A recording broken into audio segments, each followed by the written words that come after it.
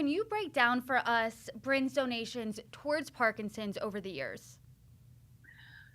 Yeah, I mean, basically, right around 2016 or so, 2017, Brin had given 200 to $300 million toward Parkinson's.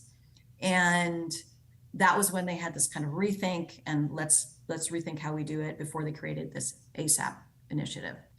Sadly, this takes a long time. All research takes a long time, but you know, researchers have been looking at Parkinson's for a long time, for decades, if not hundreds of years.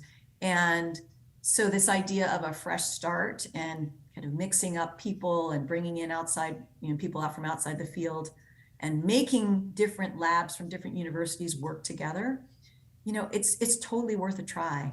I mean, as one researcher described to me, it's like throwing the kitchen sink at this. Like, let's try everything we can think of and see if we can get this to work. And it's hard to say. These grants just started being dispersed in 2020 to this ASAP initiative, and they're 3-year grants to start. So it's kind of too early to say what the results are. I mean, there's some other cool things happening though. I mean, there's a neurosurgery professor at Stanford who's developed these gloves that you put on that deliver stimulus to your fingertips. And I watched this video of a Parkinson's patient who used it. And within hours, he went from barely being able to walk without a cane to being able to walk normally. And then months after months of using these gloves, ran a marathon. I mean, so there's interesting things going on. A lot of research needs to be done about that, but in a pilot study, it really helped people with Parkinson's. Yeah, that definitely is optimistic. But you wrote that, quote, Brin's generous funding of Parkinson's research is part of an American tradition. Can you explain what you meant? Right. Well, what's interesting is you think back, we have this tradition in our country of some of the most wealthy people in the country picking diseases and funding money toward them. And they started with John D. Rockefeller, with the Rockefeller Foundation, funding a yellow fever vaccine and also working to eliminate hookworm or treat hookworm in the United States, which, we don't even know hookworm today, but this was a debilitating disease at the time. Really, very few philanthropists have given this much money to any one specific disease. I mean, he's in a really small pantheon of donors, and those others would be the Helmsley Trust, the Leona and Harry Helmsley Charitable Trust. I mean, both of those people have passed away, but Harry Helmsley was a real estate billionaire who died in the late 1990s. That trust has given more than 1.1 billion to type 1 diabetes. And then the other big billion-dollar givers to one disease have been the Gates Foundation, which has given nearly $5 billion to eradicate polio and promised another 1.2 billion toward that. And the donors to the Gates Foundation are, of course, Bill Gates, his former wife, Melinda French Gates, and then Warren Buffett, who donates billions of dollars a year to the Gates Foundation. But really, besides that, I could not find any other billion-dollar donors to a specific disease who are alive today. He's definitely in a league of a few there, but why is he so secretive about his giving? I think he wants results, and he doesn't.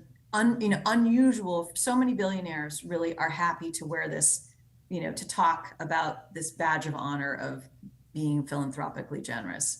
And I think for Sergey, he doesn't. Well, first of all, he just doesn't want a lot of press about himself, which I get, and he also just wants results. So he just wants this to happen and somebody else to talk about it. Got it. And from what funds is he making these donations from? So he's got their Sergey Brin Family Foundation that's doing a fair amount of the giving, but a lot of the giving is donation of Alphabet stock. And that's the thing that if I hadn't been able to get this information from someone who's familiar with his philanthropic giving, I would have not have known that the giving was as large as it is. Because if you just look at the Sergey Brin Family Foundation, I got several $100 million worth of giving from that, but I never would have gotten to $1 billion. Brin is obviously very committed to funding research for Parkinson's, but are there any other philanthropic efforts that he is giving to? Yes, I mean, the interesting thing is this is just part of what he does. There's sort of 3 pillars of Brin's philanthropy. I mean, there's this there's Parkinson's. In addition, in healthcare, he's pledged in September $50 million toward bipolar research over the next 5 years. And then the next step is going to be a big jump into funding autism. So there's a sort of whole neurodegenerative and diseases of the brain that he's giving to. He's also very interested in giving toward climate change. And also the third basic pillar is economic mobility. So particularly during the depths of the pandemic, he gave a lot of money toward food banks and other places that were in need around the country, and particularly in California as well. Looking towards the future, what's next for his philanthropy team? So up next, the people who are familiar with his philanthropy told me that the next area is going to be autism. And I don't have a lot of details on that, but it's likely that they'll take this same collaborative approach where they're getting people to work together from different labs and different areas of research to try and come up with solutions. Kerry Dolan, thank you so much.